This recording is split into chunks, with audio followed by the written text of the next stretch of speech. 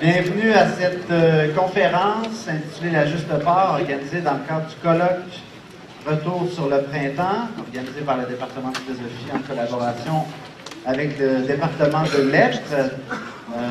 Je me présente, François Dion, je suis enseignant en philosophie à Garneau. Je serai l'animateur de cette conférence de Patrick Turmel, qui est avec nous. Merci beaucoup d'ailleurs, Patrick, d'avoir accepté notre invitation. Patrick Turmel est professeur de philosophie à l'Université Laval. Ses domaines de spécialisation sont l'éthique, la philosophie politique et puis l'économie. Et dans la foulée du printemps étudiant, en juin 2012, il a publié avec David Robichaud La Juste Part, un petit livre, d'ailleurs très peu dispendieux, moins de 10 $ en vente à la voix. C'est parti de publicité, Patrick. Donc c'est fait. Je vais cocher ça. Publicité. OK. Et dans le fond, ce dont il va vous entretenir aujourd'hui, ben, c'est des idées qui sont présentes dans ce livre, La Juste Part. La Juste Part, c'est une expression qui était plus utilisée pendant le printemps étudiant par ceux qui considéraient que la hausse des frais de scolarité était justifiée, c'est-à-dire que les étudiants devaient payer leur juste part dans le coût de leurs études. On verra avec Patrick Turmel qu'il défend une autre conception de la juste part.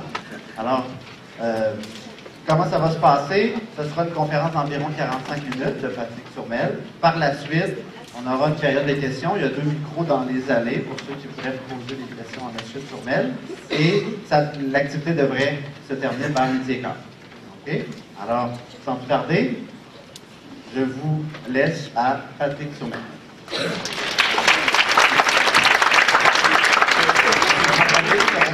Oui, merci beaucoup, François. C'est vraiment un grand plaisir d'être ici au Cégep Garneau, mon alma mater. J'ai fait mes études collégiales. Je ne sais pas si je devrais vous dire ça. J'espère que ça va rester entre nous. Mais en fait, j'ai déjà passé un peu de temps sur cette scène. La dernière fois que j'y étais, j'avais une basse entre les mains, les cheveux montaient à peu près jusqu'ici et peut-être même des ponnilons. Donc, gardez ça pour vous, je vous en prie. Merci François, merci aux organisateurs de cette fantastique semaine Retour vers le printemps. Merci notamment à Vicky Plourde, Hélène Lazon, avec qui j'ai discuté de ma présence ici. C'est une excellente idée, ce retour un an après sur ce que l'on a connu au printemps dernier, donc sur le printemps étudiant. Notre livre, le livre de David Robichaud et moi, n'est pas un livre que nous avons écrit sur le printemps étudiant. En fait, on a commencé à l'écrire un peu avant les premières manifestations. C'est un livre qu'on voulait écrire pour discuter du mouvement des indignés et plus généralement de justice sociale. Le mouvement des indignés, évidemment, c'est un mouvement qui s'est soulevé contre les inégalités croissantes dans nos sociétés. C'est ce qu'on discutait qu'on voulait discuter dans le livre, mais au moment où on commençait à écrire le livre, les étudiants se soulèvent et rapidement, on se rend compte que ce dont on parle, de justice sociale, ben en fait, c'est exactement ce dont il est question pendant le printemps étudiant. Et c'est devenu très clair quand les politiciens, Raymond Bachand le premier, les politiciens et les faiseurs d'opinion ont commencé à accuser les étudiants de ne pas faire leur juste part. Quand on dit aux étudiants, vous ne faites pas votre juste part, c'est qu'on pense qu'il y a quelque chose comme une juste part à faire, on fait référence à une notion de justice sociale. Et c'est surprenant, évidemment, d'accuser les étudiants de ne pas faire leur juste part alors que leur mouvement même était fondé sur des idéaux de justice sociale. Eux-mêmes considéraient que d'autres devaient faire leur juste part. Alors, qui a tort, qui a raison? Qu'est-ce que la juste part? Ben, on va voir que ce n'est pas une question si facile. Évidemment, comme je vous le disais, on a commencé à réfléchir à cette question à la suite du mouvement des indignés. À ce moment-là, on s'est beaucoup indigné plein des inégalités dont on était témoin. Évidemment, on pointait vers des situations de pauvreté inacceptables, d'abord dans certains pays européens, ensuite aux États-Unis, c'est venu jusqu'à nous. On considérait qu'il était absolument injustifiable que des gens vivent dans des situations très difficiles, des situations de pauvreté de toute évidence, qui appellent de toute évidence à l'indignation. Mais évidemment, si on veut faire quelque chose, ça exige une redistribution des richesses. Ça exige de prendre à ceux qui ont pour redonner à ceux qui n'ont pas. Mais les moins favorisés ou ceux qui prenaient leur sort à cœur n'étaient pas les seuls ou ne sont pas les seuls à se plaindre. En fait, s'il y a eu les mouvements des indignés, ce qu'on a vu par ailleurs, ce sont aussi les plus favorisés se plaindre de leur sort. On l'a vu au Québec, évidemment, au début de l'automne, lorsque le Parti québécois a voulu augmenter les taux d'imposition pour les gens les plus favorisés, avec les revenus les plus élevés. Certaines des personnes touchées ont commencé à souffrir d'angoisse fiscale. On l'a entendu. J'ai un exemple ici de quelqu'un qui souffre d'angoisse fiscale, c'est David Seagull. Alors David Seagull et sa femme, dont je ne connais pas le nom, mais qu'on surnomme la reine de Versailles. Pourquoi l'appelle-t-on la reine de Versailles? Parce que David Seagull et sa femme ont donc un milliardaire qui a fait sa fortune dans l'industrie du tourisme, et sa femme ont décidé sont en train, en fait, encore aujourd'hui, de faire construire leur nouvelle maison, qui sera, lorsqu'elle sera terminée, la plus grosse maison aux États-Unis. 90 000 pieds carrés. C'est plus gros que la Maison Blanche. Et David Seagull, qui n'a pas de problème d'argent, vous le comprendrez, a tout de même écrit à ses employés lors des dernières élections, lors des dernières présidentielles américaines, pour leur demander de ne pas voter pour Obama. En disant, écoutez, si vous votez pour Obama, vous allez perdre votre job. Parce que si vous votez pour Obama, socialiste, eh bien, évidemment, les impôts vont augmenter, je devrais payer davantage d'impôts, moi, pauvre milliardaire, et à ce moment-là, je n'aurai plus du tout la motivation de travailler. Si on augmente mes impôts, je n'aurai plus la motivation de travailler, je n'aurai plus la motivation de produire. En fait, je vais probablement tout vendre, puis aller me reposer sur une plage des Bahamas. Un truc comme ça.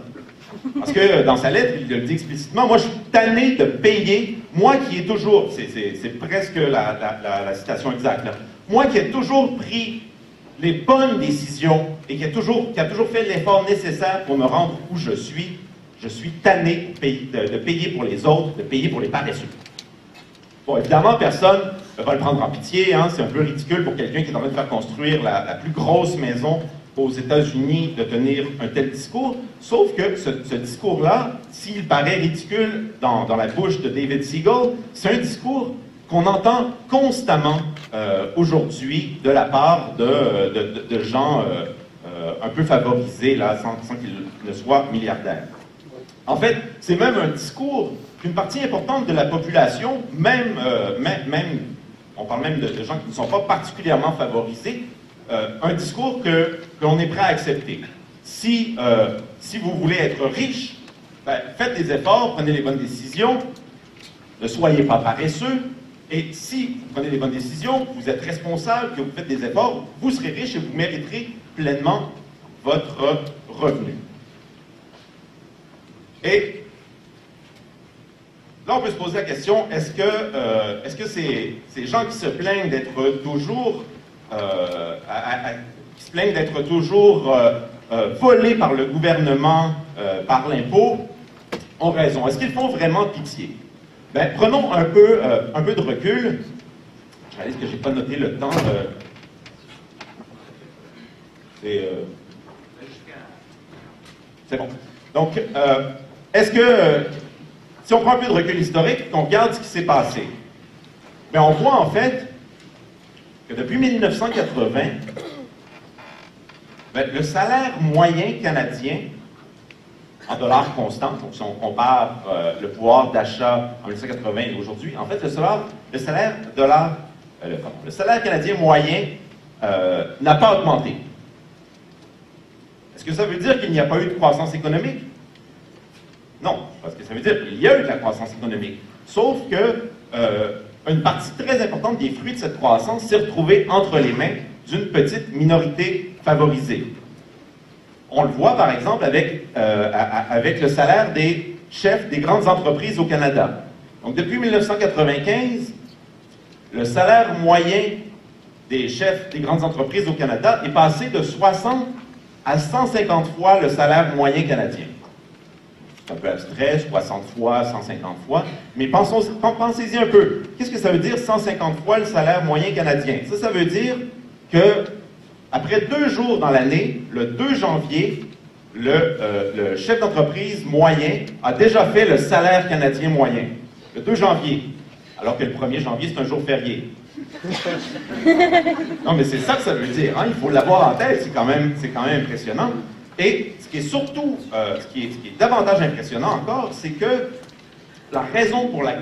une des raisons, devrais-je dire, pour laquelle la situation est telle, c'est que depuis 1980, on a appuyé démocratiquement des politiques fiscales qui sont à l'avantage des plus favorisés. Donc on dit souvent, hein, les riches paient trop d'impôts, mais il faut réaliser, on le fait pas assez souvent, les indignés nous ont permis de le réaliser un peu, il faut réaliser qu'en fait, les plus favorisés étaient bien plus imposés il y a 30, 40 ou 50 ans. Donc pourquoi est-ce qu'on a voté comme ça massivement pour des politiques fiscales à l'avantage des plus favorisés? On donne un certain nombre de raisons dans le livre, j'en passe quelques-unes rapidement ici.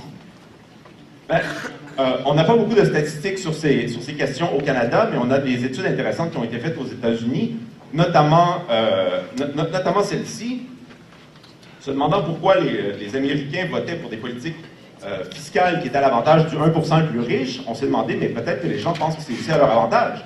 Donc on a demandé aux Américains, est-ce que vous pensez que des politiques fiscales à l'avantage du 1% le plus riche sont à votre avantage aussi? Et 20% des Américains ont dit oui, les politiques fiscales à l'avantage du 1% le plus riche sont à mon avantage. Okay. Puis un autre 20% qui a dit ce sont des politiques fiscales qui seront bientôt à mon avantage. Hein, ils vivent leur rêve américain de savoir qu'ils seront peut-être la prochaine star d'une télé-réalité ou le prochain joueur de basket à succès, peu importe. Donc, on a 40% des Américains qui croient que les politiques fiscales en faveur du 1% le plus riche sont soit à leur avantage immédiat, soit ils le seront bientôt. Donc, c'est peut-être parce qu'ils pensent faire partie du 1% ou ils pensent qu'ils seront, grâce à leur effort et les décisions qu'ils prendront, ils feront bientôt partie du 1%. Mais c'est aussi sans doute à cause de la force d'une théorie qu'on ressasse constamment dans les médias, qui est la fameuse théorie du ruissellement économique. Donc, je passe au deuxième point, question de temps. Théorie du ruissellement économique. Ça, c'est une théorie qu'on nous répète sans cesse. C'est l'idée selon laquelle il ne faut surtout pas mettre de bâton dans les roues des plus riches, parce que si on le fait, ils ne produiront plus et collectivement, on va s'appauvrir. Pour le dire autrement, si on laisse les plus riches s'enrichir, ben, leur richesse pourra être redistribuée par la suite, et ce sera par le marché, évidemment, et ce sera préférable pour tout le monde. Bon, là, il y a un problème avec cette théorie, un problème assez simple, en fait, elle est fausse. Elle est fausse et du point de vue de la théorie et du point de vue des faits. Donc, du point de vue de la théorie, même si nos faiseurs d'opinion la répètent sans cesse, cette théorie, en fait, aucun économiste sérieux, là je ne parle pas juste des économistes de gauche, là, je parle d'autres, des économistes sérieux. En général, les économistes ont affirmé que la théorie du ruissellement économique, ben, elle ne peut pas du tout être prouvée par la théorie économique. Donc, du point de vue théorique, ça ne tient pas la route. Mais du point de vue des faits, ça ne tient pas la route non plus. Du point de vue des faits, on a, évidemment, depuis qu'on a commencé à alléger le fardeau fiscal des plus riches, on a pu observer la distribution de la richesse dans les sociétés occidentales où on a choisi de mettre de l'avant de telles politiques fiscales, ben, du point de vue des faits, il n'y a pas eu de ruissellement. Évidemment, vous pouvez me poser la question, mais peut-être que ça prend encore plus de temps pour la richesse à ruisseler. Mais combien de temps ça va prendre avant qu'on reçoive les gouttes? Enfin. Puis très rapidement, juste parce que j'aime bien cette statistique, une autre des raisons pour lesquelles on vote pour des politiques qui ne sont pas très égalitaires, c'est peut-être parce qu'on ne réalise pas à quel point nos sociétés sont inégalitaires. Encore une fois, chez les Américains, on a demandé quelle proportion de la richesse nationale croyez-vous qui est détenue par les 40% les plus pauvres et quel pourcentage de la richesse nationale croyez-vous qui est détenue par le 20% le plus riche? Donc ça, c'est juste, qu'est-ce que vous croyez? Les Américains croient que le 40% le plus pauvre possède 9% de la richesse, le 20% le plus riche en possède 59%. Bon, vous me direz que les gens sont conscients qu'il y a des inégalités, mais est-ce qu'ils réalisent à quel point ces inégalités sont présentes? Parce que la réalité, c'est pas que le 40% le plus pauvre possède 9% de la richesse, c'est que le 40% le plus pauvre, donc 2 personnes sur 5, possèdent 0,3% de la richesse aux États-Unis. Et le 20% le plus riche, 84% de la richesse. Donc, ça, c'est des raisons pour lesquelles on peut imaginer que les gens votent pour des politiques fiscales qui sont à l'avantage des plus favorisés. Mais le vrai argument contre l'impôt utilisé par la droite économique est un peu différent. Ça va, donc voici un argument que les penseurs de la droite aiment bien utiliser là, dans les théories sur la liberté économique, pourrait-on dire. C'est l'argument suivant. Imaginez que vous vous retrouvez sur une île déserte, seul. Donc je ne parle pas de vous, je parle de vous individuellement, là. Vous vous retrouvez sur une île déserte seul, et là, pour survivre, évidemment, vous commencez à... Vous faites une canne à pêche avec des branches, vous préparez des filets de pêche pour attraper des poissons, vous construisez une jolie hutte, vous faites pousser des carottes et des patates, peut-être des rutabagas si vous êtes du type original. Et évidemment, vous vivez la belle vie seul sur votre île avec votre petite cabane, votre canne à pêche, vos filets et sans votre voisin. Mais un jour, un autre type arrive sur l'île. Et là, il vous dit, bon, ben, j'arrive sur ton île, j'ai rien. Il me semble que la justice exige que tu me donnes la moitié de ce que tu as, pour qu'on soit égaux. Et là, je pense que c'est tout à fait légitime pour la première personne de dire « Wow, wow, c'est moi qui ai fait ça, là. C'est ma cabane. C'est mon filet de pêche. C'est mes rutabagas. Il n'est pas question que je te donne, je peux te donner un morceau de patate pour que tu passes ta soirée, puis demain, tu iras te chercher des poissons, là. Mais il n'est pas question que je te donne la moitié de ce que j'ai. » Et ça, c'est tout à fait légitime comme réponse. Le problème, c'est qu'on prend cet argument-là, puis là, on l'applique à l'ensemble de la société. Comme si dans la société, tout ce qu'on produisait, c'est comme si on le produisait parfaitement seul sur une île déserte, et donc tout ce qu'on obtient comme richesse, c'est comme si on en était parfaitement responsable et personne n'avait droit de nous en enlever une partie. OK, je vous pose une question. Je vous ai un peu observé, là, vous avez l'air plutôt allumé, donc je m'attends quand même à avoir un bon succès. Qui d'entre vous est capable de se faire seul un sandwich? Puis là, avant de répondre, hein, juste pour préciser, un bon sandwich, là, un club comme ça, avec du bacon, de la mayonnaise, de la laitue, du poulet, un pain grillé. Alors, qui est capable de se faire un sandwich? OK, Michel Seymour n'est pas capable, mais pour la plupart d'entre vous, ça ne semble pas trop poser de problème. En fait, mais peut-être que Michel Seymour avait raison parce que la vraie question que je voulais vous poser, c'est qui serait capable de faire un sandwich comme celui-là sur une île déserte? Ah ben là, la question est plus la même, hein? Qui serait capable d'arriver sur une île déserte, là, puis tout seul, réussir à faire du pain? Ça veut dire d'abord réussir à faire pousser du blé, savoir comment transformer le blé en farine et ensuite en faire du pain, le faire griller. Là, on n'a même pas parlé de faire pousser du bacon, là. Ben, je veux dire, cultiver des cochons, ou enfin, ce qu'on dit, là. Mais, donc, évidemment, la question, là, devient drôlement différente. Même chose pour des pâtes. Tout le monde est capable de se faire des pâtes, mais est-ce qu'on peut se faire des pâtes seul sur une île déserte? Pas évident. Je vous pose une autre question. Imaginez, une émission de télé-réalité où on met un d'entre vous sur une île déserte avec rien, puis on trouve, demandez-moi pas comment, on trouve un homme de Cro-Magnon qu'on fait venir dans une machine à voyage dans le temps, puis on le met sur une autre île déserte. Puis là, on regarde qui va survivre le plus longtemps. Alors, qui pensez-vous qui va survivre le plus longtemps, vous ou l'homme de Cro-Magnon? Je suis toujours surpris à quel point les gens ont peu de confiance en leurs moyens, mais vous avez raison, c'est sans doute l'homme de Cro-Magnon qui va survivre le plus longtemps. Pourquoi? Parce qu'il est habitué d'être tout seul, ouais, c'est pas parce qu'il est capable de supporter la solitude, là, mais c'est quand même une bonne réponse, au sens où, revenons un peu sur cette image, qu'est-ce qui nous distingue au fond de l'homme de Cro-Magnon? Parce que c'est quand même surprenant de répondre à cette question, l'homme de Cro-Magnon, alors que de toute évidence, je veux pas être politiquement incorrect et parler contre les hommes de Cro-Magnon, mais en général, ils sont un peu cons quand même. Ils sont pas, non mais je veux dire, je pense pas qu'ils aient tout le savoir, toutes les connaissances que vous possédez.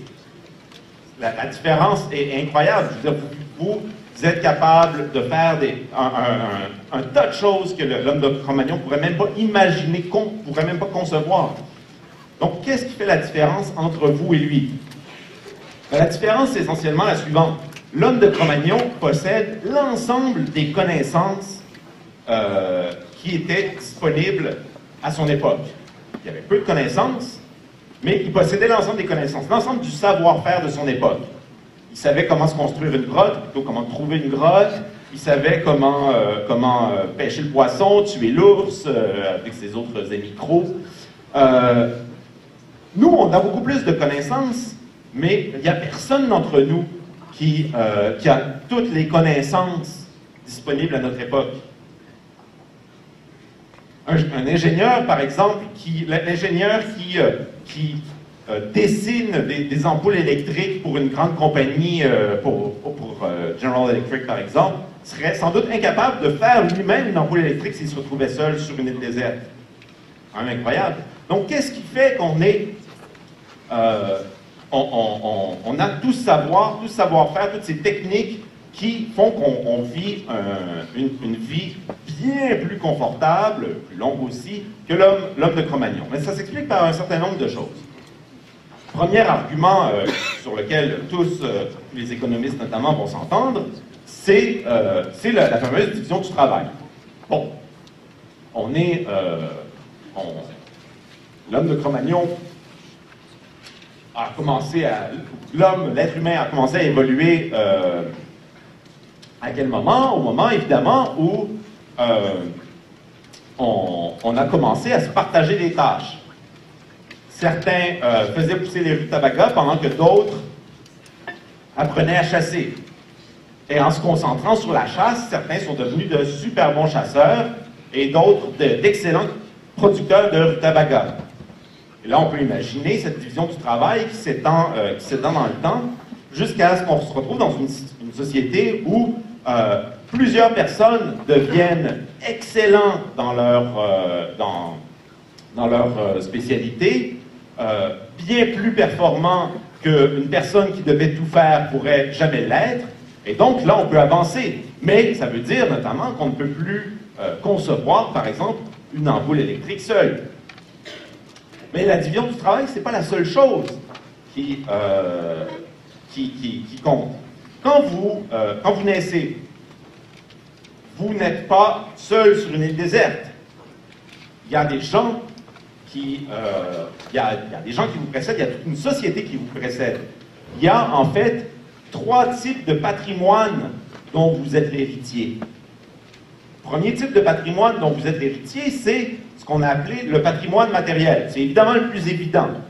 Vous naissez dans une société où il y a déjà des infrastructures importantes, de l'électricité, des routes, des maisons, de quoi vous chauffer, un système de distribution de nourriture. Vous profitez de ça, évidemment. Mais ce n'est pas le seul type de patrimoine dont vous profitez. Il y a aussi ce qu'on peut appeler un patrimoine immatériel. l'ensemble des connaissances qui vous sont transmises grâce aux générations qui vous ont précédé. Donc, ce que vous apprenez aujourd'hui, ce n'est pas le résultat de connaissances produites par les autres membres de votre génération. Tout ce que vous apprenez, vous pouvez l'apprendre grâce à des générations qui vous ont précédé, qui ont produit de la connaissance, qui ont produit de la culture notamment. Mais, donc ça, division du travail, patrimoine matériel, patrimoine immatériel, c'est des choses qu'on répète assez souvent. Ce qu'on ajoute dans le livre, autre patrimoine qui est vraiment important d'avoir en tête, que l'on hérite, donc on est aussi les héritiers, c'est ce qu'on appelle le patrimoine normatif. Qu'est-ce que le patrimoine normatif? En fait, c'est l'ensemble des règles, l'ensemble des normes qui permettent la vie sociale, qui permettent la vie économique aussi. Si on n'avait pas toutes sortes de règles, toutes sortes de normes que nous sommes prêts à respecter, on ne pourrait pas vivre ensemble. Et on ne pourrait donc pas produire de richesse. De quel genre de normes est-ce que j'ai en tête? Je vous donne 3 exemples.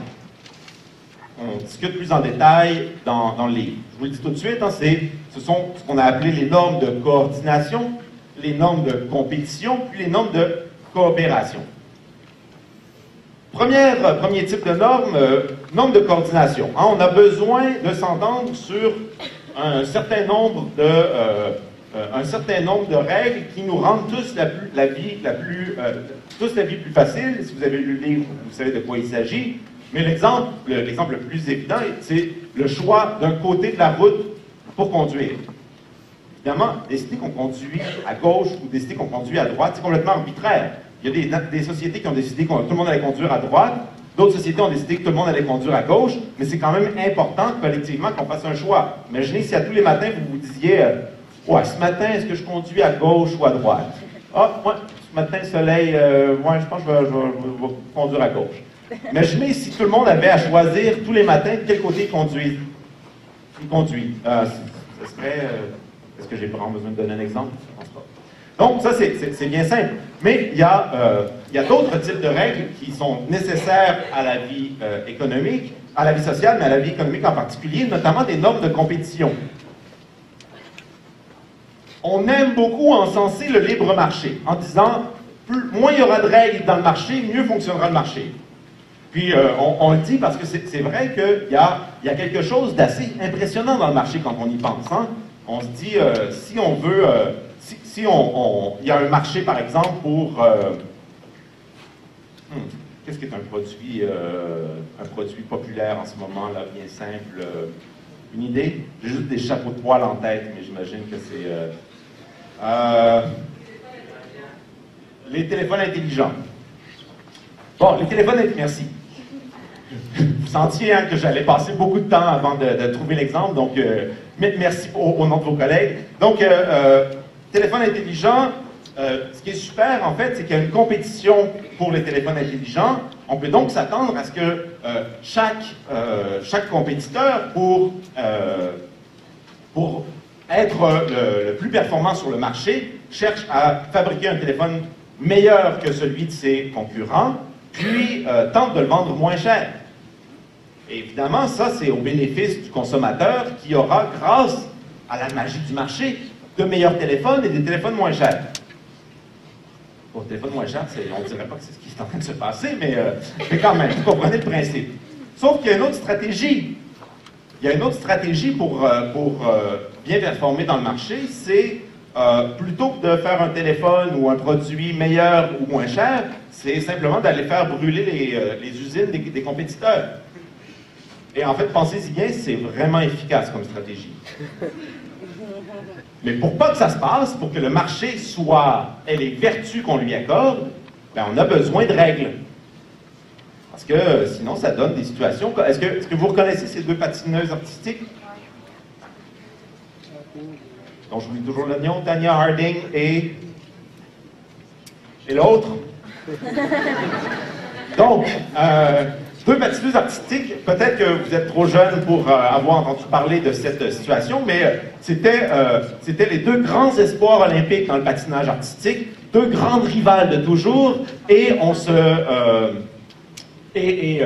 donc pour gagner, évidemment, elles devaient s'assurer d'être plus performante que l'autre, donc s'entraîner davantage, passer plus de temps à travailler sur sa chorégraphie, etc., etc. Ça, c'était la façon de gagner. Enfin, c'était une des façons de gagner. Il y avait aussi une autre stratégie qui a été utilisée par une des deux, c'est d'embaucher son beau-frère pour aller casser les jambes de sa rivale. C'est ce qui est arrivé, hein. Ça aurait pu bien fonctionner, sauf que le beau-frère de la dame en question, ayant à peu près 2 neurones et demi, il s'est fait prendre 5 secondes après le méfait et l'histoire s'est terminée. Mais bon, je suis sûr qu'il était bien gentil par ailleurs. Encore que. Donc, oui, le marché peut produire des bénéfices incroyables, mais seulement s'il est bien régulé. S'assurer qu'on ne gagne pas dans le marché, par exemple, en empoisonnant son adversaire, son concurrent ou en brûlant son usine. Puis, troisième type de normes, ce qu'on appelle les normes de coopération. Donc ça, c'est essentiellement des normes qui nous assurent qu'on participe tous à la société, qu'on fasse notre part, mais ce sont des normes un peu problématiques parce que c'est souvent à notre désavantage de les respecter. Donc c'est à notre avantage que tout le monde respecte ces normes, mais il y a des situations où il serait préférable pour nous de ne pas les respecter. Dire la vérité est un bon exemple. C'est beaucoup mieux de vivre dans une société où on suit cette norme, et il faut dire la vérité, comme ça on peut avoir confiance en ce que les autres nous disent, mais il y a des moments où ça serait préférable pour nous de mentir. Il y a des moments où vous mentez parfois, sans doute. Mais évidemment, quand vous y pensez, vous pouvez réaliser que vous êtes en train de violer une norme importante, parce que si personne n'accordait d'importance à la vérité, ce serait impossible. On ne pourrait pas vivre en société, on ne pourrait pas discuter. Et c'est problématique, c'est parce que, comme je vous disais, c'est pas toujours évident que c'est à notre avantage de suivre les normes. L'exemple d'une manifestation. Une manifestation qui fonctionne, c'est quoi? C'est une manifestation où il y a beaucoup de monde. Et là, si vous vous posez la question, mais moi, est-ce que je vais manifester pour une cause dans laquelle je crois, évidemment? Ben là, vous êtes face à cette situation. Si vous pensez qu'il va y avoir beaucoup de monde, pourquoi aller manifester? Je veux dire, ça ne changera absolument rien que vous soyez là ou pas. Il va y avoir beaucoup de monde. Mais si vous pensez qu'il n'y aura personne, pourquoi aller manifester? Pour être tout seul devant le Parlement? Ça ne change absolument rien que vous soyez là ou non. Donc, peu importe que les gens aient manifesté ou pas, ben, vous n'avez pas vraiment de raison, vous, du point de vue de votre intérêt personnel, d'y aller. Sauf que vous espérez quand même que tout le monde ira. Donc, vous espérez que les gens auront intériorisé, si vous voulez, cette norme de coopération qui dit ben, il faut que je fasse ma part dans des situations comme ça, parce que c'est la seule façon dont ce que je veux qu'il se réalise, se réalise.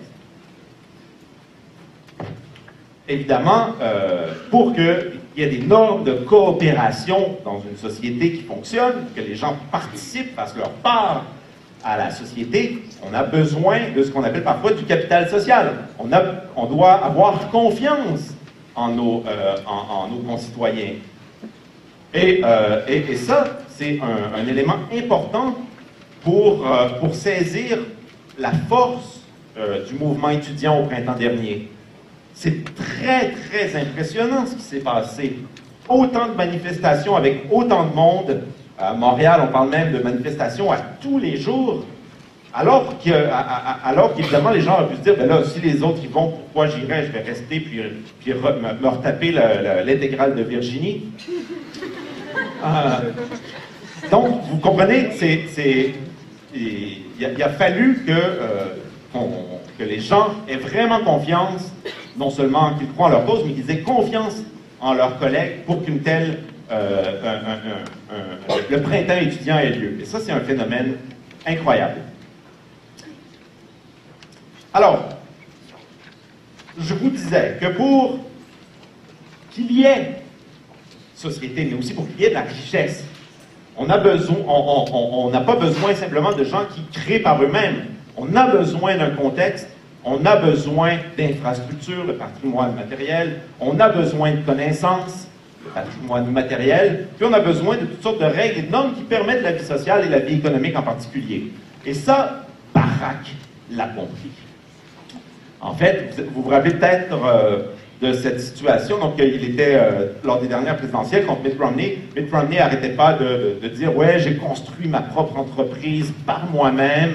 Barack Obama veut nous enlever ce que l'on a construit. » Et Obama a dit « Non, non, non, you didn't build that. » Voici la citation traduite. Si tu as du succès, tu t'es pas rendu là tout seul.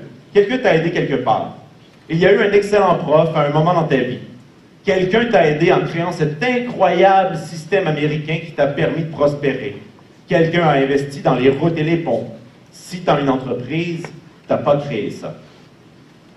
Ce qu'il dit ici, c'est pas que les gens, les entrepreneurs ont vu leur entreprise se faire par elle-même, mais qu'ils n'auraient pas pu créer cette entreprise sans l'apport de la société, sans l'apport des infrastructures, sans l'apport des connaissances dont il a profité, sans l'apport de l'ensemble d'une population qui a respecté son droit de propriété, par exemple. Évidemment, on a beaucoup dit « Ouais, Obama, socialiste, communiste, il sait pas ce que c'est qu'une entreprise. » Donc, on peut aller voir un autre témoignage, celui d'un vrai entrepreneur, Henry Ford. Henry Ford, c'est le père de la Ford T, première voiture manufacturée en série, première voiture démocratique, qui nous dit la chose suivante. « Je n'ai rien inventé.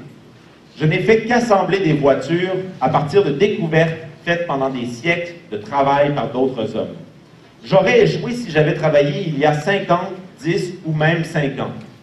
Il en va de même avec toute chose. Le progrès se produit lorsque tous les facteurs le rendant possible sont réunis et il est alors inévitable, c'est impressionnant, enseigner qu'une poignée d'individus sont responsables des plus grandes avancées de l'humanité et la pire des inepties. » Donc, qu'est-ce que nous dit Henry Ford nous dit plusieurs choses ici. Il nous dit d'abord qu'il avait besoin de la société pour créer son entreprise. Ça, c'est une chose qu'il nous dit. Il nous dit aussi que le contexte particulier qui était le sien lorsqu'il a produit sa voiture était nécessaire. 5 ans auparavant, il n'aurait pas pu faire fortune avec sa Ford T. Pourquoi? Parce que juste 5 ans auparavant, il n'y avait peut-être pas encore de moteur à explosion suffisamment sophistiqué. On n'avait pas encore les outils qui permettaient de concevoir une chaîne de montage aussi sophistiquée que celle dont il avait besoin. 5 ans, 10 ans, 50 ans, on n'en parle même pas. Il n'était pas question d'automobile 50 ans avant. Donc, il a eu beaucoup de chance. Il a fait ce qu'il fallait au bon moment. Et il ajoute, ça c'est un autre élément important, une fois que tous les facteurs sont en place, ben, le progrès est alors inévitable. Si ce n'est pas lui qui l'avait créé, ça aurait été un autre. Il n'était pas le seul à travailler dans le domaine. Il fallait simplement être au bon moment, à la bonne place au bon moment, profiter de l'ensemble d'évolutions techniques. Pardon. Donc, si ça n'avait pas été lui, ça aurait été un autre. Même chose pour Bill Gates. Créer Windows en 1915, ça lui aurait probablement valu l'asile. Ah, j'ai un logiciel pour faire fonctionner les ordinateurs personnels. Évidemment, si Bill Gates était né 50 ans avant, il aurait peut-être fait fortune dans d'autres choses, là, on ne sait pas, mais il n'aurait sans doute pas pu faire fortune comme il a fait fortune. Son talent ne pouvait s'exprimer que dans des contextes bien particuliers. Comme Henry Ford l'a dit, si ça n'avait pas été Bill Gates, si Bill Gates n'avait pas existé, c'est un autre qui aurait trouvé le bon logiciel pour faire fonctionner l'ordinateur personnel qui venait d'être inventé. Donc ça, c'est ce qu'il est important de comprendre. Ceux qui n'ont pas, évidemment, plusieurs n'ont pas bien compris ce que disait Barack Obama, donc on l'a beaucoup caricaturé en montrant une petite fille à la garderie qui construit un château en bloc Lego, puis Barack Obama qui lui dit « Ouais, t'as pas construit ça ». Évidemment, il n'est pas si con. Hein? Un autre qui n'a pas compris, c'est...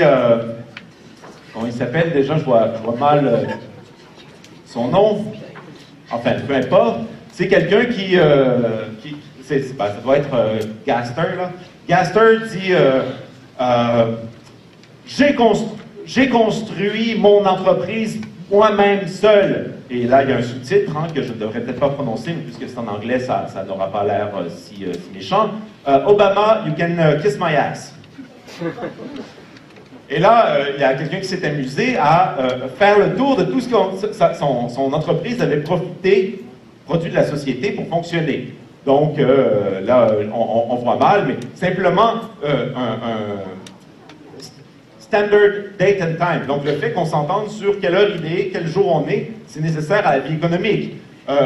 L'électricité, donc on a un système d'électricité qui fonctionne bien, on a des égouts qui fonctionnent bien. Il y a l'exemple de la Poste, qui est un produit public. Le fait de pouvoir commander un signe pas cher fait en Chine, hein, c'est ce qui est indiqué en haut. Donc, il y a tout, évidemment, il n'est pas responsable entièrement de son entreprise, il avait besoin de la société pour concevoir l'entreprise et pour faire fortune.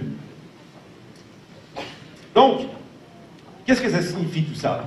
Quand on dit, ouais, l'État ne devrait pas me prendre un sou de plus, parce que c'est moi qui ai fait les efforts nécessaires pour faire fortune, je mérite mon succès sur le marché. Attendez, voir avec ce que j'ai dit, quels sont exactement les déterminants du succès. Bon, oui, les vertus et les talents individuels jouent un rôle.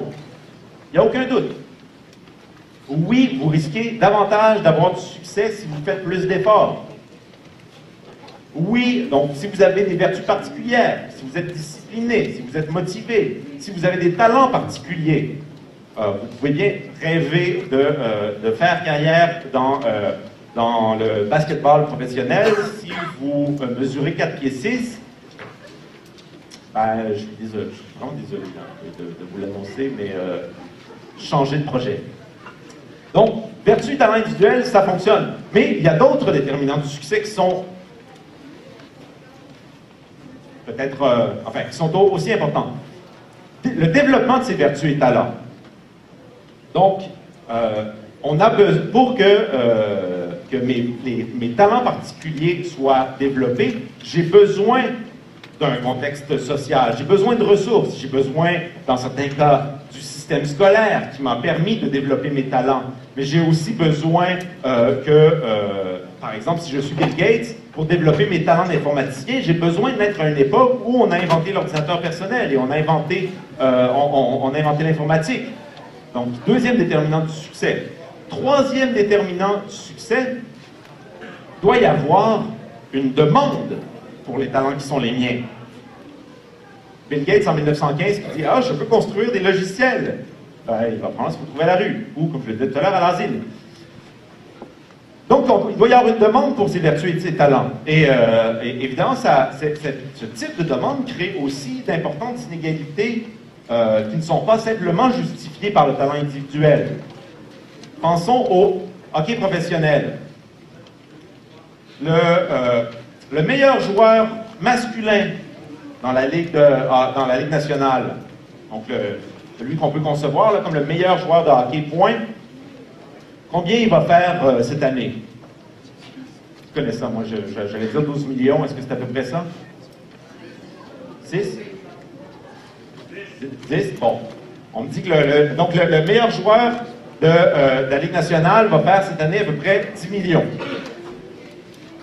La meilleure joueur de la meilleure ligue, du meilleur circuit professionnel au hockey féminin, comment elle va faire cette année? Peut-être 33 000.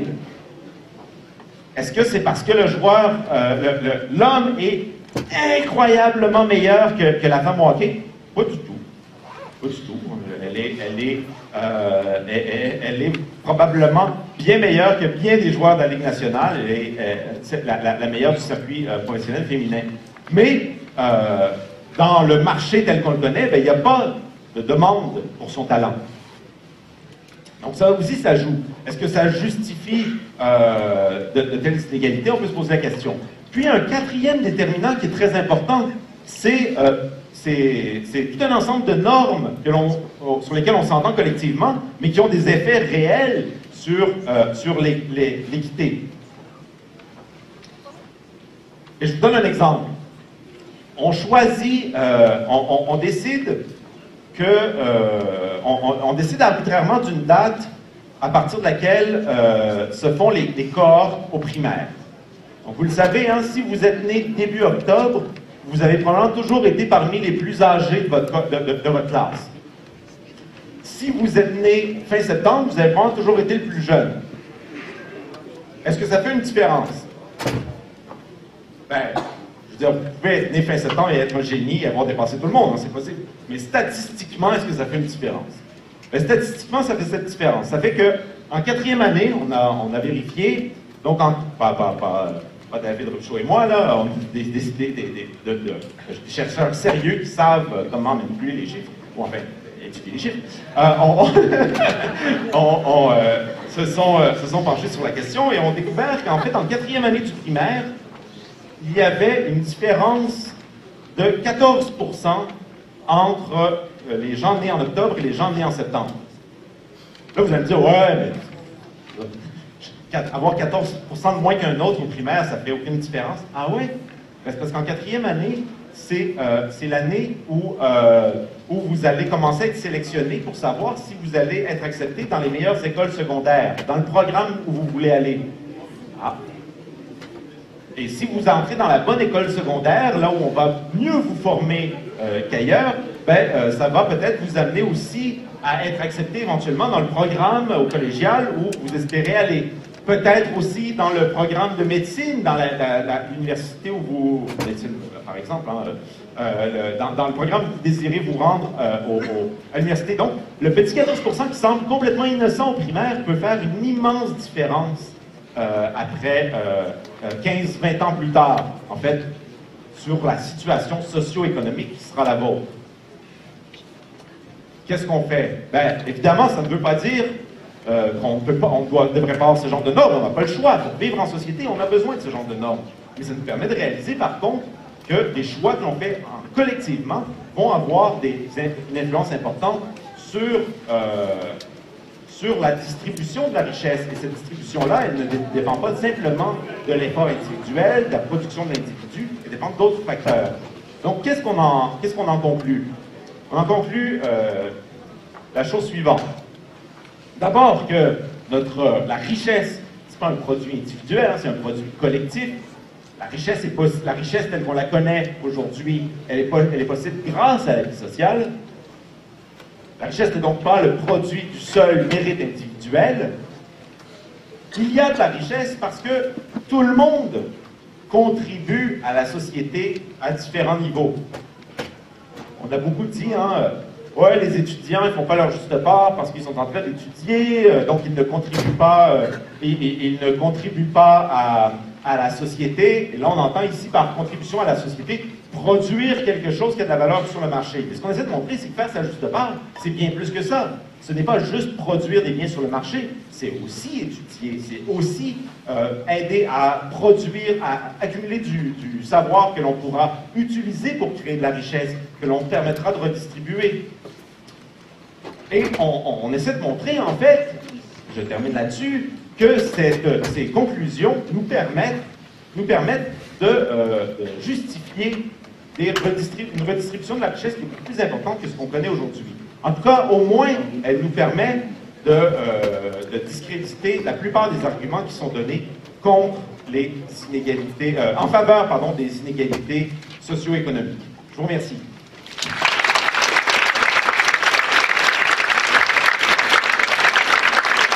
Merci beaucoup, Patrick Turmel, pour cette belle conférence. Alors, comme je vous l'ai dit d'entrée de jeu, nous allons faire une période de questions jusqu'à 12h15. Donc là, n'importe qui peut poser une question à Patrick Turmel. Il y a 2 micros à l'avant. Il suffit de s'avancer, de faire la file. Je mentionne que je vais favoriser les étudiants pour les premières questions. Souvent, les professeurs sont du genre à vouloir poser des questions. Mais je vais favoriser tout d'abord les questions des étudiants. Alors, pour ceux qui voudraient poser une question sur n'importe quoi, à Patrick Turmel, n'importe quoi, évidemment, sur le contenu de la conférence, je vous invite à vous avancer à l'avant. Et pendant que vous réfléchissez à vos questions, ben, si tu me permets, Patrick, je vais t'en poser une.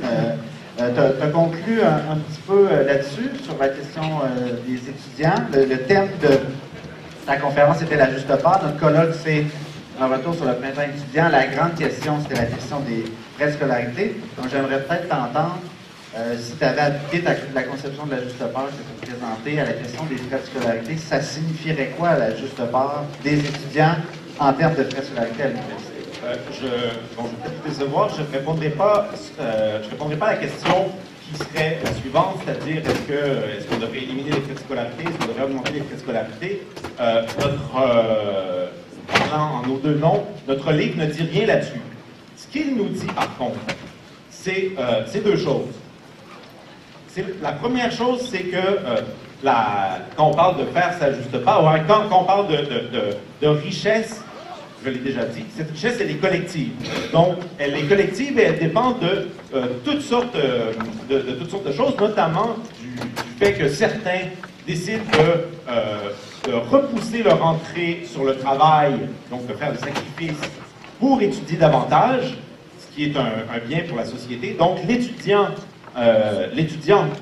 fait sa part dans la société. Est-ce que c'est sa juste part? Ça dépend duquel, hein, pour des exemples.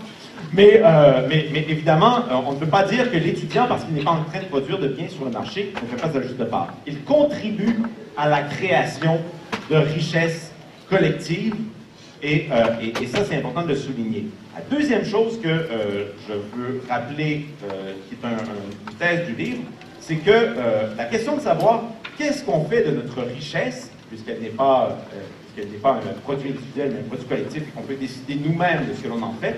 La question de savoir ce qu'on fait de notre richesse collective, c'est une question démocratique. On doit choisir collectivement si on décide de favoriser l'éducation ou non, et si on décide que la façon dont on favorise l'éducation passe, par exemple, par une diminution des frais de scolarité, peut-être par l'université gratuite. Ça demeure une question complètement ouverte. C'est une question, par contre, qui doit s'adresser à la population de façon démocratique et non pas simplement, c'est pas une question technique où il y aurait une réponse économique qui pourrait se présenter. Merci pour ta réponse. Alors, je vois qu'il n'y a personne qui s'est avancé vers l'avant. Écoutez, ne soyez pas gênés. Il n'y a absolument rien là. Vous faites juste parler au micro devant 300 personnes. C'est très facile de regarder Patrick Lefebvre. Non, c'est pas vrai. Là. Vous n'êtes pas éclairé. Puis, on va entendre simplement vos idées, votre intelligence en marche. Donc, elle vient de mettre laisse la place au prof. Oui, mais dans ce cas-là, s'il n'y a pas d'étudiants... Non, mais je préférais quand même que les étudiants posent une question parce que... Moi, je négocierais pour un 2 points bonus supplémentaire. J'ai aucun commentaire à faire là-dessus. Il y a une question qui s'approche. Oui, ça, c'est sûr que mon cher collègue Bassam avait une question pour toi. Je n'en doutais pas. Bonjour, Bassam. Bonjour, Patrick, ça va? Ça va bien. Merci. Je casse la glace. C'est pas une question intelligente, vous vous attendez pas à grand-chose. Mais j'ai quand même un questionnement. Attendez, c'est pas fini la conférence, s'il vous plaît. Merci. Ah, j'étais pas parti. Comment ça se fait, tant aux États-Unis qu'ici, nous avons la partie de la population qui a le plus à gagner d'un partage de la richesse, que ce soit celle qui adhère le plus à un discours pour le non-partage de la richesse? C'est vraiment la question la plus difficile. Évidemment, Bassam elles sont modestes, hein, mais c'est vraiment la question la plus difficile. C'est une question qu'on discute un peu dans le livre. Je vous en ai parlé tout à l'heure en parlant notamment de la théorie du ruissellement économique. Comment est-ce qu'on explique qu'une partie importante de la population qui est loin d'être parmi les plus favorisés vote pour des politiques fiscales qui ne sont pas du tout à leur avantage? Comment est-ce que ça se fait qu'une partie importante de la population qui a un salaire très modeste était contre, par exemple, l'augmentation du taux d'imposition sur les revenus les plus élevés cet automne? Ben, j'ai pas mal d'idées là-dessus, mais je n'ai pas une bonne réponse toute faite. J'ai essayé de vous présenter quelques idées, notamment par l'idée de la théorie du ruissellement économique. Donc, on pense que mettre des bâtons dans les roues des plus riches, ce sera joué contre nous parce que la société va s'appauvrir si on bloque leur motivation à travailler par un impôt plus lourd. Bon, ça, du point de vue, comme je le disais tout à l'heure, du point de vue de la théorie économique, ça ne tient pas la route. Parce que si la théorie économique nous dit « Oui, c'est vrai, l'économie fonctionne à la motivation, puis si on enlève une plus grande part du revenu des individus, ils vont perdre leur motivation. » Donc, on peut voir la chose à l'inverse aussi. Si on diminue leur revenu, peut-être qu'ils vont vouloir travailler plus pour avoir le même revenu. Enfin, peu importe.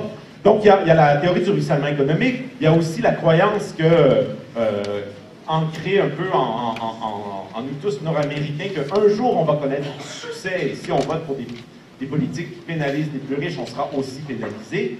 Il y a aussi, ça j'en ai pas parlé, un argument qui revient souvent, qui est que un État trop présent, avec trop d'impôts, bloque la mobilité sociale. Donc on a besoin du marché le plus libre possible pour s'assurer que les gens, qu'il y ait de la mobilité sociale et donc que les plus pauvres puissent aisément devenir plus riches, puissent se prouver dans le marché et faire fortune. Mais ça, d'ailleurs, Mitt Romney, aux dernières présidentielles américaines, le disait, il y a seulement aux États-Unis où quelqu'un peut partir d'une famille pauvre et devenir président. Ce qui est un argument de pure bullshit, parce qu'il y a des excès de... Pardon, je ne vais pas dire ça devant tout le monde, mais c'est un argument ridicule, d'une part, parce que on peut faire la liste des présidents des pays occidentaux et on voit qu'il y a une proportion importante de ces présidents qui viennent de familles modestes. Donc, c'est vraiment un pur mensonge. Mais plus important encore, quand on s'intéresse aux différents pays occidentaux et à la mobilité sociale dans ces pays, en fait, les États-Unis sont les grands perdants.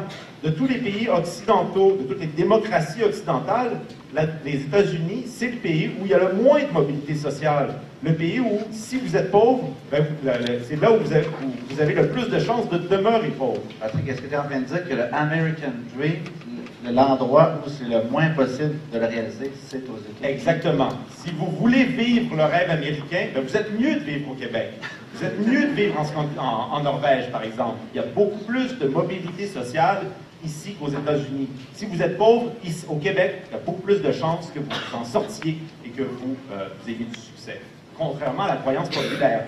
Mais les faiseurs d'opinion aiment bien nous rappeler le contraire. Nous mentons en pleine face à chaque fois. Merci pour la réponse. Quelqu'un d'autre aurait une question pour Patrick? Vous pouvez élargir le débat à des questions politiques, économiques, éthiques, générales. Merci beaucoup. Donc, simplement te donner ta question. Je m'appelle Gabriel Desrochers. Est-ce que l'indexation, c'est une juste part?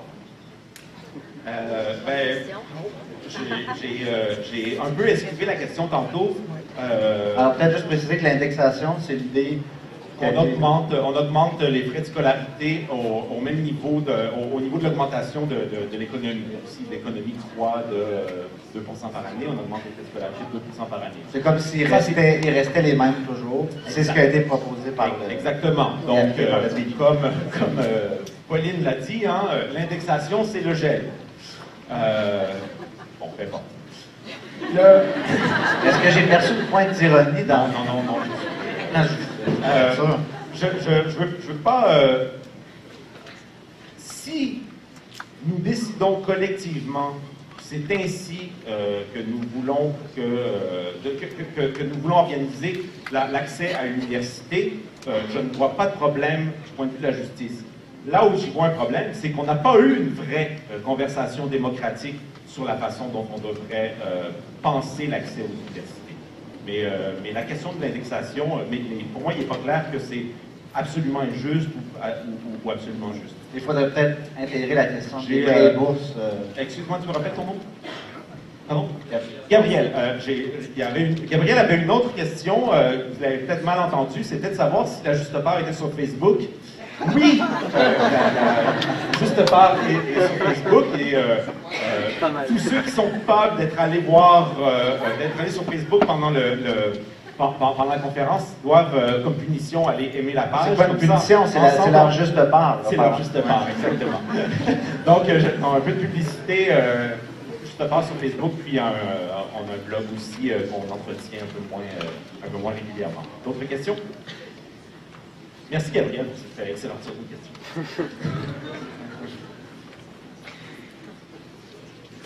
Salut Patrick. Je ne parle pas souvent au micro. Derrière ta présentation, en fait, tu nous as montré un argumentaire très convaincant, d'une certaine façon, et ça m'a soulevé tout à l'heure l'idée que certains individus défendent des idées qui sont à leur propre désavantage, d'une certaine façon. Et je me demande, de façon générale, puis la question est piégée, est-ce que, est-ce que, d'une certaine façon, les gens de la droite sont ou, on pourrait dire, aliénés ou de mauvaise foi, selon toi? Alors, juste pour qu'on comprenne la question, le terme est quand même fort, effectivement. Alors, est-ce que les gens de la droite sont ou aliénés dans le sens où ils ne seraient pas eux-mêmes, ils ne comprendraient pas vraiment ce qui est bon pour eux? De mauvaise foi, ça veut dire qu'ils ne seraient pas honnêtes dans la défense de la droite. Je pense qu'il y a des personnes de mauvaise foi.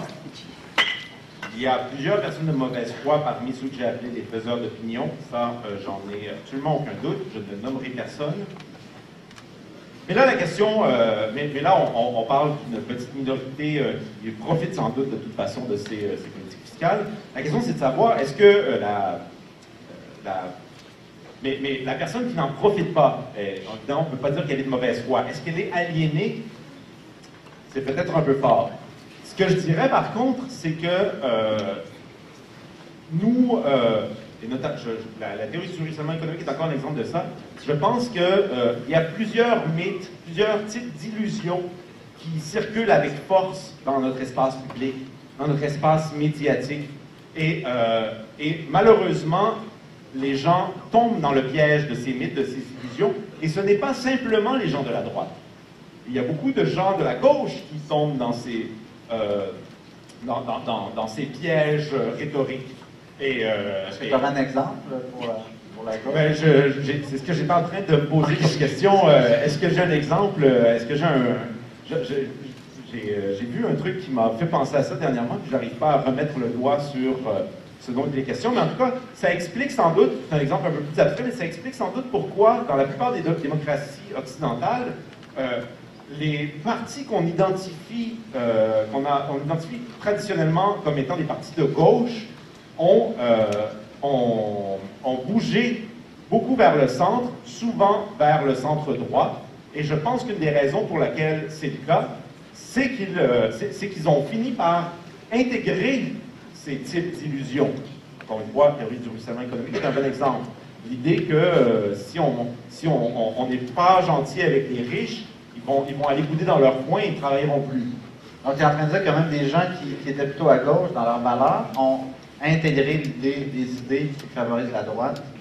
Au point pas qui favorisent la droite, mais qui favorisent les plus favorisés. Évidemment, il ne faudrait pas faire l'adéquation entre la droite et les plus favorisés, mais... OK. Merci, Patrick, pour la réponse. Autre question? Une autre question sur un... On voit que les professeurs de philosophie ont beaucoup de questions à poser. Bonjour, M. Tourmel. J'ai une question concernant, vous êtes revenu à plusieurs reprises sur le collectif, le sens du collectif. Quand on parle de la juste part, souvent, le mot de Bachan, c'était de dire, selon le principe un peu de l'utilisateur payeur, ben, la personne qui paye plus de sa poche, nécessairement, va avoir une responsabilité plus grande. Va avoir un sens de la responsabilité plus grave. Et on pourrait dire ici qu'on parle plutôt d'une responsabilité individuelle. En même temps, c'est peut-être pas prouvé, mais il y a certainement en tout cas quelque chose comme ça, c'est-à-dire la personne qui paye plus va se sentir plus responsable individuellement du bien qu'elle va acquérir. Donc, on pourrait parler ici, par exemple, de la marchandisation de l'éducation, tout simplement. La question que je me pose, parce que vous êtes revenu souvent sur le sens du collectif, alors comment on fait pour introduire dans une société le sens du collectif? Par où on s'y prend? Comment faire finalement pour avoir non pas seulement une vision de l'utilisateur payeur, mais avoir un sens finalement du collectif? Par exemple, quand on paye nos impôts, de savoir que ce n'est pas une attaque à sa propre personne, mais au contraire, qu'on va bénéficier de ça. Ce serait le sens de ma question. Merci, Carl. C'est une excellente question. Bon, je connais tout le monde qui vient de poser des questions. Ça a l'air un peu organisé avec les gars des vues. Hein? Ouais, mais non, c'est pas le cas. Non, c'est une bonne question. Je pensais que tu allais m'interroger sur la responsabilité, qui est une question un peu différente, parce que c'est vrai que souvent, la droite va se présenter comme étant moralement supérieure à la gauche parce qu'elle prend en compte la responsabilité individuelle, alors que la gauche, ce serait simplement la dépendance envers l'État. Donc, les gens n'ont pas à être responsables, l'État va s'occuper d'eux. J'ai fait une conférence il y a un mois ou deux sur cette question pour essayer de renverser un peu le discours et de montrer que en fait, ceux qui doivent vraiment être responsables, ce sont justement les gens qui sont le plus dépendants de la société. Ceux qui doivent calculer leur budget à la scène tous les mois pour s'assurer de faire vivre leur famille. Moi, je suis prof d'université, je n'ai pas à faire mon budget au début de chaque mois pour m'assurer que ma fille va avoir de quoi manger. Donc, c'est juste une parenthèse. Sur la question plus précise de Carl, par contre, comment réintégrer le sentiment du collectif? Ben, c'est évidemment pas facile. Je pense qu'il y a différentes façons dont on peut contribuer à redonner ces lettres de noblesse au collectif. Une de ces façons, ben, c'est ce que j'ai fait. C'est en écrivant et en venant transmettre la bonne nouvelle. Mais c'est intéressant en fait parce qu'une des thèses sous-jacentes à l'ouvrage qui est tout à fait dans la lignée de la question de Carl, c'est qu'en fait, on pense qu'il y a un discours auquel on s'attaque, un discours aujourd'hui qui veut réduire toute conception de la justice sociale à une conception qui serait étroitement économique. Donc, comme si faire sa juste part, par exemple, c'est, je le disais tout à l'heure, simplement produire quelque chose dans le marché ou payer pour les biens ou services que l'on se procure. Donc, ce serait simplement ça. Mais la société, c'est davantage que ça. Et si nous croyons, parce qu'on le dit souvent, que le marché a des vertus et qu'une économie de marché, c'est très très bien, ce que l'on craint, le discours contre lequel on se bat, c'est un discours qui est en train d'essayer de nous convaincre qu'on devrait passer d'une économie de marché à une société de marché. Donc, une société où l'ensemble des secteurs est régulé ou gouverné par une logique économique. Mais ce serait vraiment désastreux si on se rendait au bout de cette logique-là. Donc, il faut réaliser que le marché nous procure beaucoup d'avantages, mais que le marché ne nous procure des avantages que par rapport à certaines sphères d'activité. Il ne faudrait pas, par exemple, que le monde de l'éducation ne soit gouverné que par la logique économique, où seuls ceux qui ont les moyens d'avoir une éducation peuvent s'en procurer une. Il y a un discours fort en ce moment qui est en train de pousser vers ce passage d'une simple économie de marché régulée à une société de marché. Merci beaucoup. On va avoir le temps d'une dernière question. Je demanderais quand même d'être bref dans ta question. OK. Mon nom, c'est Charles-Antoine.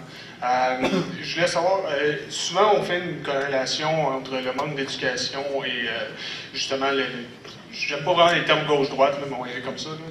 Ceux qui prônent un peu plus la droite, là, je pense surtout aux rednecks américains, là, qui ont à peu près rien, mais qui veulent absolument protéger qu'est-ce qu'ils ont bas. Là, là.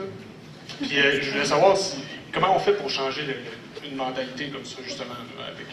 Parce qu'on s'entend que l'éducation devient une richesse quand on a une mentalité comme ça, puis quand on voit le point de vue de l'extérieur. Je veux savoir justement comment on fait pour modifier ce point de vue-là. Ouais, ben c'est un peu la question qui était posée tout à l'heure. Hein. Qu'est-ce qu'on peut faire pour combattre ce discours? Ben c'est sûr que l'éducation a un rôle important à jouer. c'est la première chose, sauf que si le discours est tellement fort qu'il vient miner même le système d'éducation, ben là, on est en train de... c'est un peu ça le danger, en fait, du passage d'une économie de marché à une société de marché, c'est qu'on se retrouve dans une société de marché qui vient miner même les ressources qui nous permettraient de nous en sortir. Si je peux ajouter quelque chose, oui. Justement, là, rendu à ce point-là, ça devient totalement de la propagande. Si le discours est rendu tellement fort que, justement, c'est pour miner l'opinion des gens, puis juste leur donner une ligne de parti dans la tête, puis leur dire que c'est comme ça, puis que ça ne va pas nécessairement changer, c'est rendu de la propagande, rendu là. Ben, ça dépend comment on définit la propagande, parce que si la propagande, c'est l'idée selon laquelle l'État ou la société décide de impose à l'ensemble de ses citoyens par une volonté unique un discours qu'il doit accepter, comme on voit par la propagande d'État, ben, je ne pense pas que ce soit ça. Là. Je ne pense pas qu'il y ait un groupe organisé qui soit là à créer le discours que l'on devrait tous accepter. Donc, je ne pense pas qu'on soit dans un cas comme ça de propagande d'État. Mais ce qui est sûr, en tout cas, c'est qu'on est dans une situation qui s'explique notamment une situation où certains discours se transmettent beaucoup plus facilement. On a la situation, le contexte médiatique qui est le nôtre, où on présente les nouvelles par de très courts segments, les messages doivent être courts, passer rapidement. C'est la seule façon de se retrouver en boucle sur les réseaux d'information continue, par exemple. Bien, évidemment, c'est une situation qui avantage un certain type de discours et qui en désavantage un autre. Je vous donne un exemple. Dire vous payez trop d'impôts. C'est convaincant. J'ai pas le goût. Parce que là, si je dis vous payez trop d'impôts, vous allez vous dire hein, c'est vrai, je paye trop d'impôts, j'aimerais ça avoir plus d'argent dans mes poches. Ça prend 2 secondes, hein? C'est super vendeur. Mais là, être en débat contre quelqu'un qui vous dit on paye trop d'impôts, essayez d'expliquer la nécessité de l'impôt, mais ça prend plus que 2 secondes. Hein, ça prend 10, 15, 20 minutes. Ça prend parfois plus de temps encore d'expliquer l'importance de l'impôt comme outil de choix collectif. Dans une démocratie, sans impôts, sans ressources collectives, on ne peut rien faire. On ne parlerait plus de démocratie. Mais expliquer exactement en détail pourquoi c'est le cas, bien, ça prend plus de temps que de simplement affirmer « Hey, vous payez trop d'impôts! » Donc, il y a un contexte qui joue contre le discours que j'essaie de défendre. Merci beaucoup, Patrick Soumette. Vous avez fait votre juste part.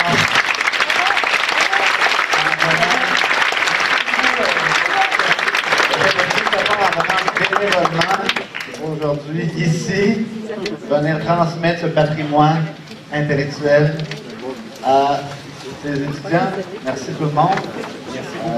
Il reste d'autres conférences dans le colloque. N'hésitez pas à revenir nous voir. Et bonne journée.